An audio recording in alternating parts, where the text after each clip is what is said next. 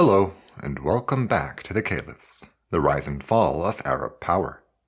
My name is Zaid Wahab, and today we're going to conclude our discussion of Al-Mu'tamid's long and deeply transformative reign. Having already covered the principal threats that faced the Caliphate, we can now turn to the considerable challenge of tying everything together. When we're done with that tall order, we'll discuss topics we haven't had a chance to bring up, describe Al-Mu'tamid's succession, and close with a brief reflection on the consequences of his divided administration. Episode 77, His Brother's Keeper.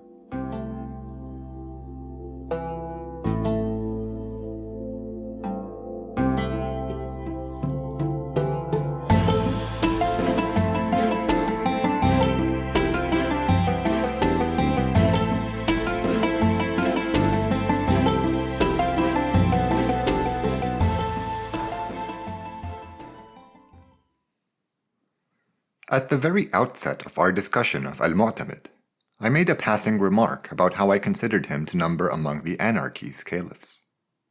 These Abbasid figureheads were deemed unworthy of having an episode named after them, and they were also denied their own little intros.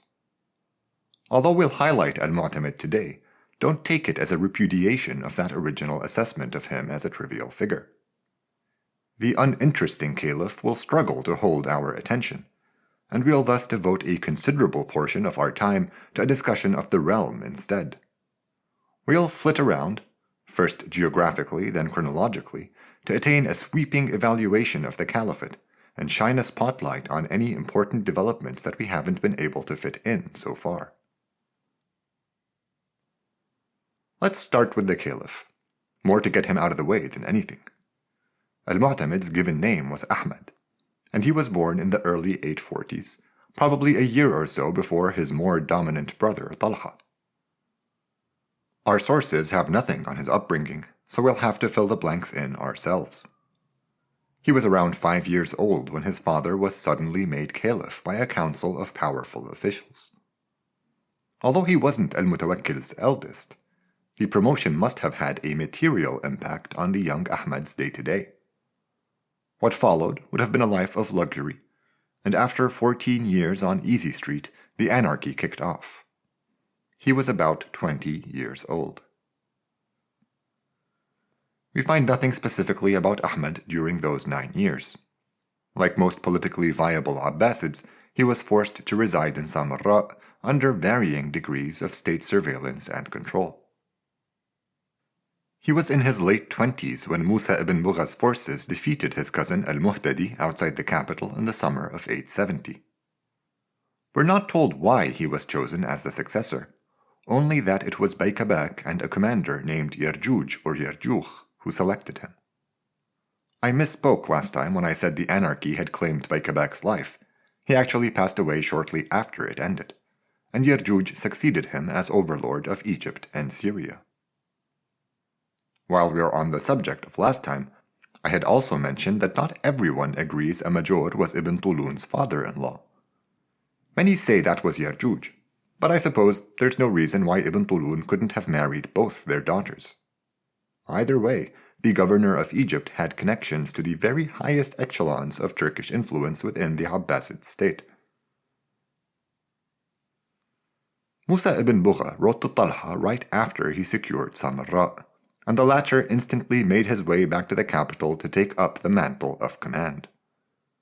From then on, it was an epic, multi-front war for Abbasid survival with Talha at the helm.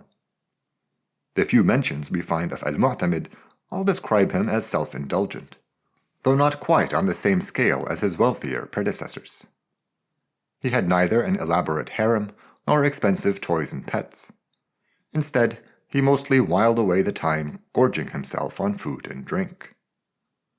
Despite all this, now that Al-Mu'tamid had become caliph, plenty of administrative decisions were automatically attributed to his office, whatever required the caliph's seal, like confirming top officials and governors. I find the claims that Al-Mu'tamid was behind these appointments to be dubious, and believe the caliph was little more than a figurehead forced to rubber stamp whatever he was instructed to.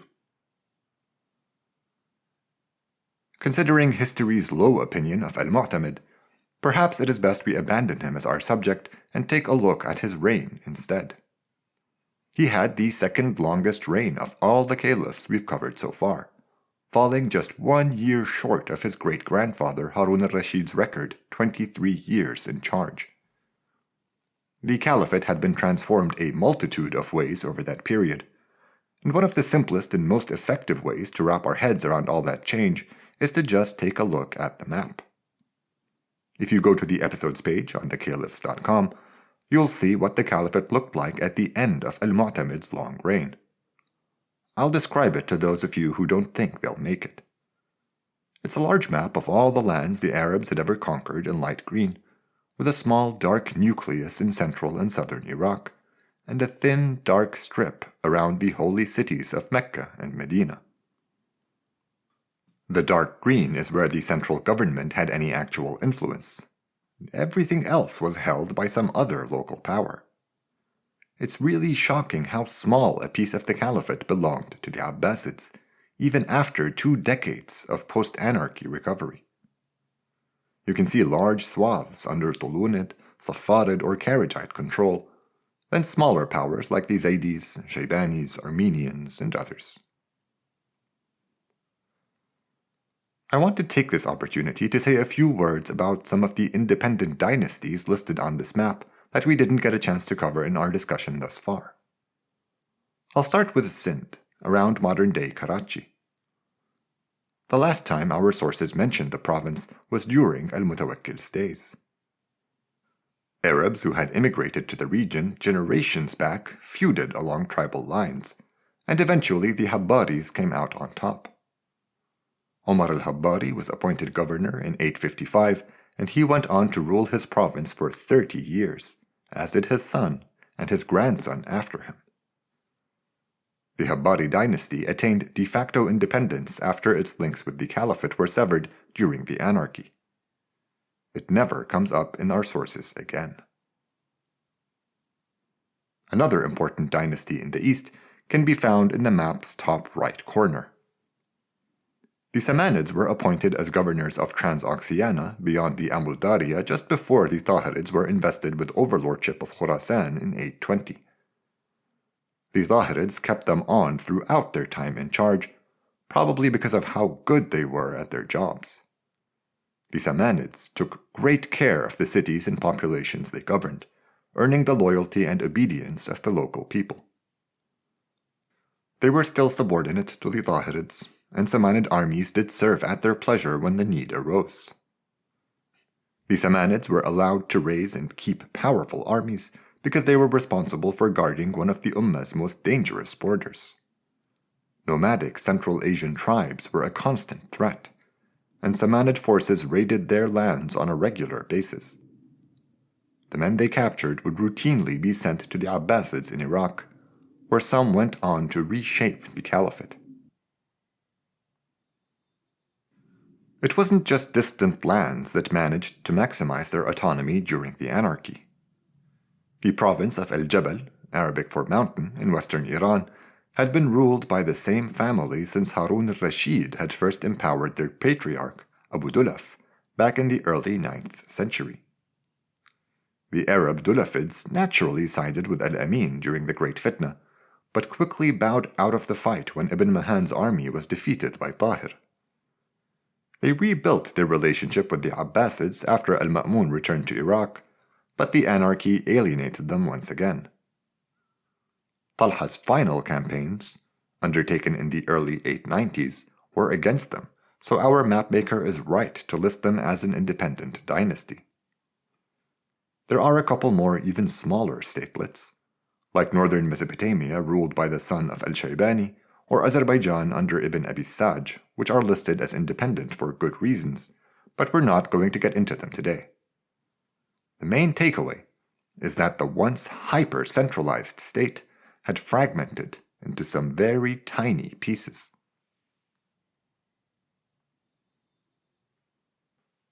So now that we're done with our quick geographical tour, let's do a chronological speedrun through the 22 years Al-Mu'tamid was nominally in charge, to condense what we've covered in the last 3 episodes. When he came to power in 870, the seeds of all three existential threats to the state had already been sown. Ibn Tulun was in Egypt, the Saffarids were rulers of Sistan, and the slave rebellion had just exploded in Basra. The gravest of these was by far the third. The rebellion in Basra was a direct challenge to Abbasid rule. It took a while for Talha to appreciate its gravity, and the inadequate armies he sent against them in the first few years were a waste of men and money. The campaign he led in person didn't meet with any success either, and the slave rebellion grew stronger as its defiance of the caliphate attracted more brazen mutineers to its ranks. 875 must have been an especially tough year for Talha, as all three major threats converged. The rebellion had expanded from Basra into Khuzestan and was now installing governors and taxing cities in the province. Ibn Tulun started stirring up drama by sending more of his taxes to Al-Mu'tamid to curry favor with the caliph and make a name for himself. Meanwhile, the unbeaten Saffarids had deposed the Tahirids and were coming for Iraq next. Talha's victory over them in April 876 marked a real inflection point for Abbasid power. It neutralized a distant enemy and allowed the caliphate to focus on the more local one. Ibn Tulun took advantage of the Abbasid preoccupation with Iraq, and he grabbed all of Syria in 878 without eliciting a reaction from Samarra. The Abbasids managed to turn the tide against the rebels by concentrating all their efforts against the insurrection in 879, though it took about 5 more years to truly extinguish that threat. As Talha was on the cusp of this victory, his brother attempted to go over to Ibn Tulun's side. To be fair, the move wasn't entirely unwarranted. Al-Mu'tamid was kept in relative luxury, but he had no say over most aspects of his life. The 40-year-old caliph betrayed his brother while Talha was recovering from a near-fatal wound sustained on campaign against the rebels. It didn't go as planned, and he was dragged back to Samarra and forced to denounce the governor of Egypt. He may have reconciled himself with his lot in life, as we don't hear about any further attempts to escape his gilded cage for the last 9 years of his reign.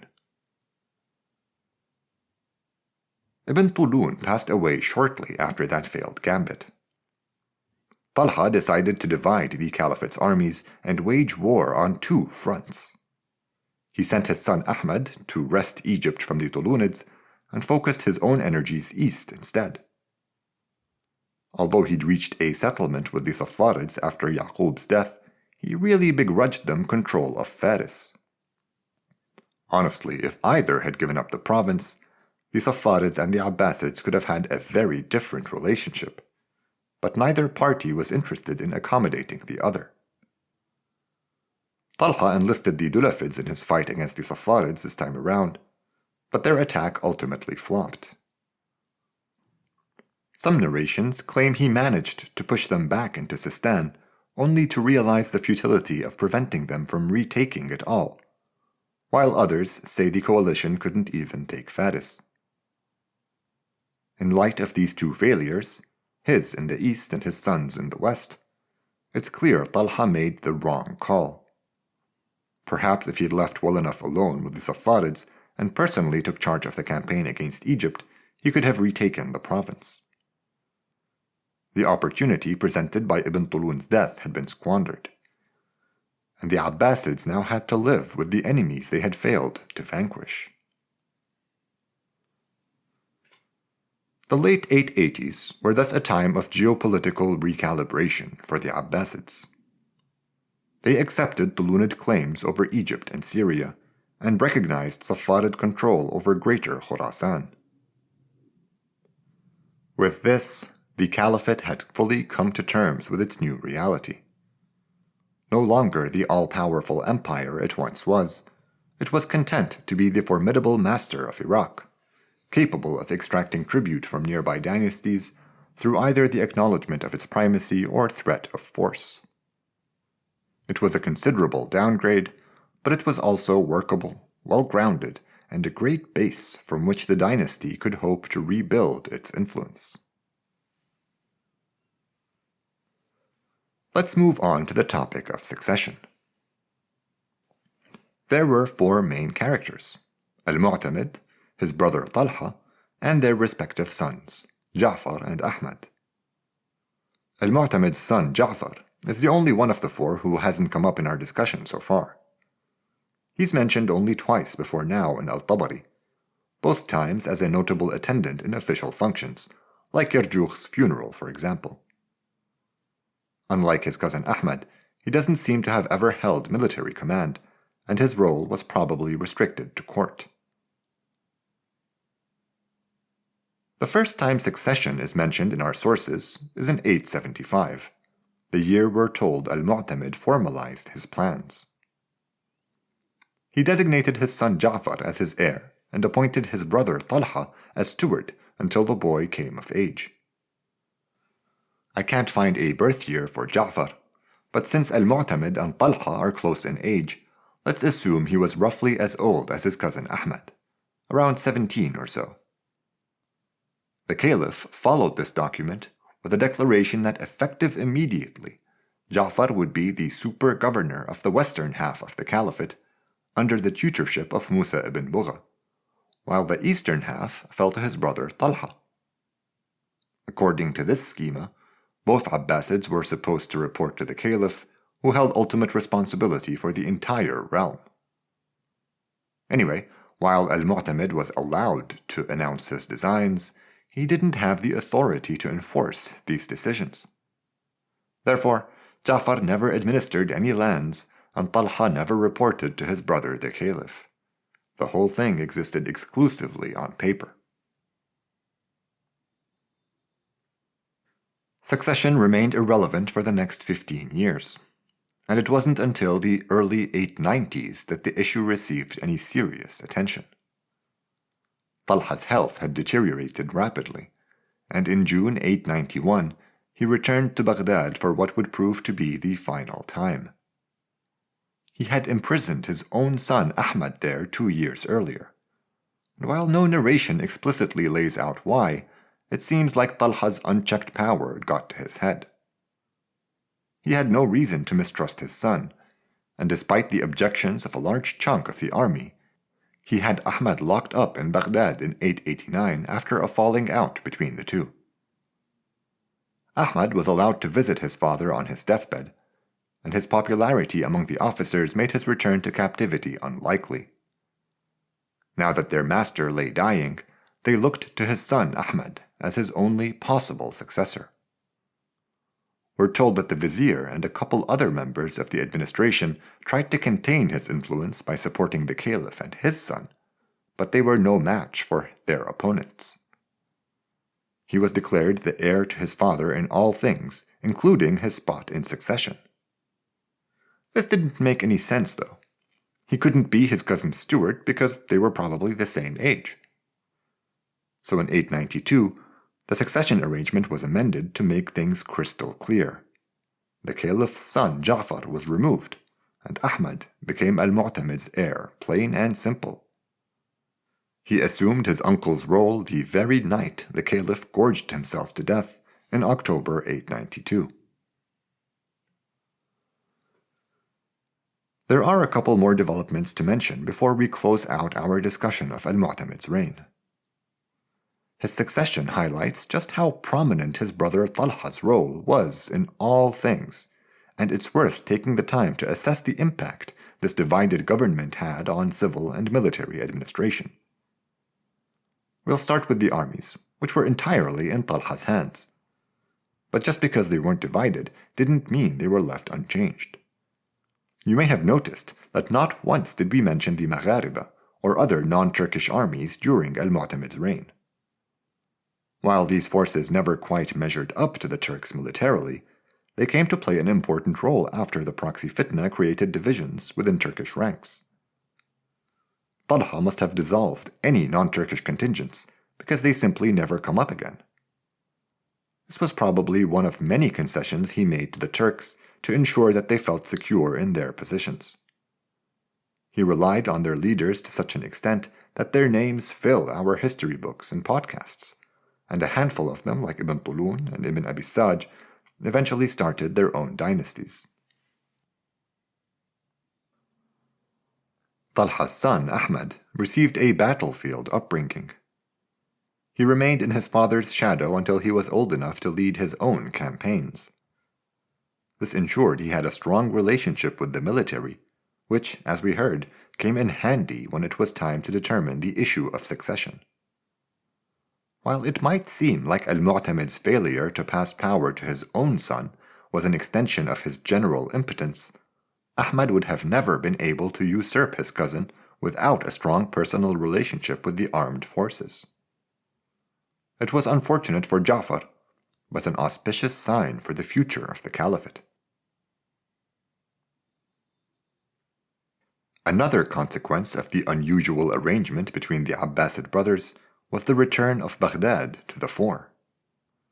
The caliph had to stay in Samarra to keep the troops at ease, and tensions between al-Mu'tamid and his brother meant that there also had to be some distance between the two. Talha used Baghdad as a base for many years, though it would be misleading not to add that he used other cities as well, and that one sprang up around his military camp when he went south to fight the rebels in Basra. But Baghdad was different. Not only was it the old capital, but with the downfall of the Tahirids, the city was in bad need of a new master.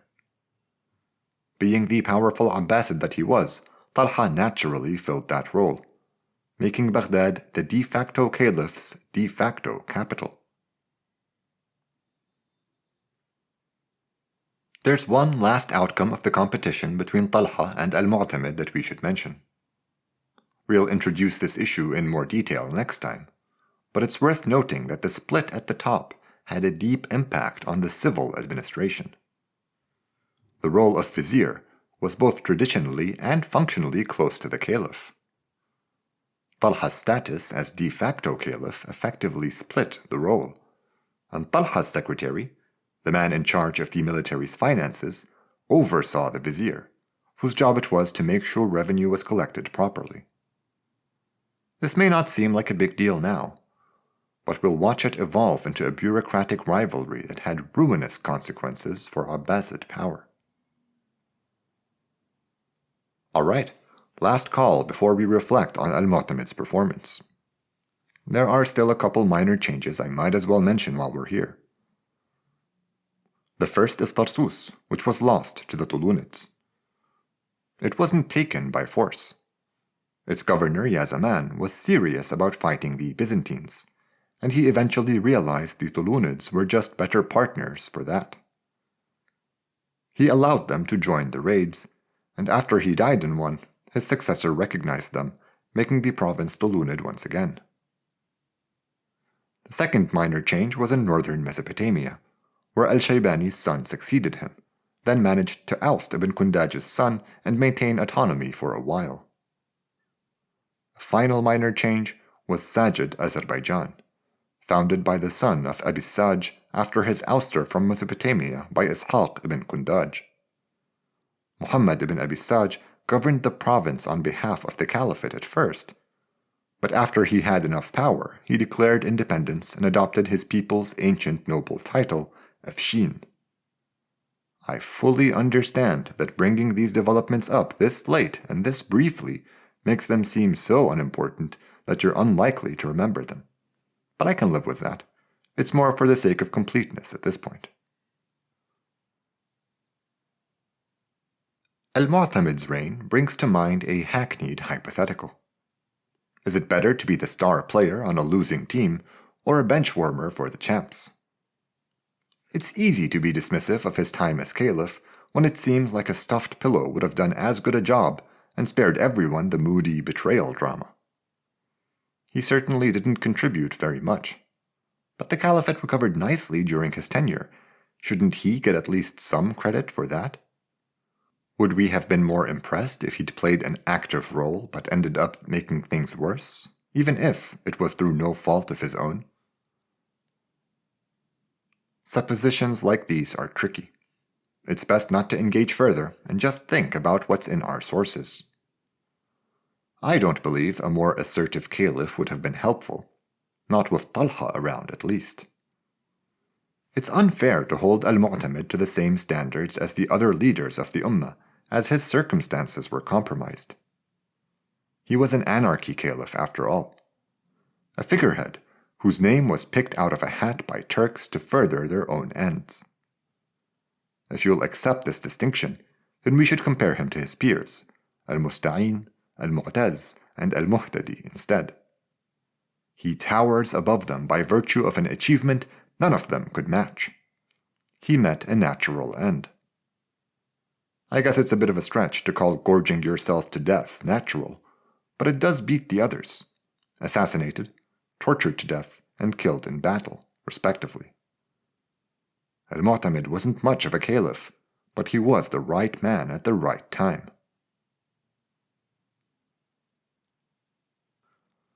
Just over 30 years after al-Mutawakkil's murder, the situation in Iraq had finally stabilized once again.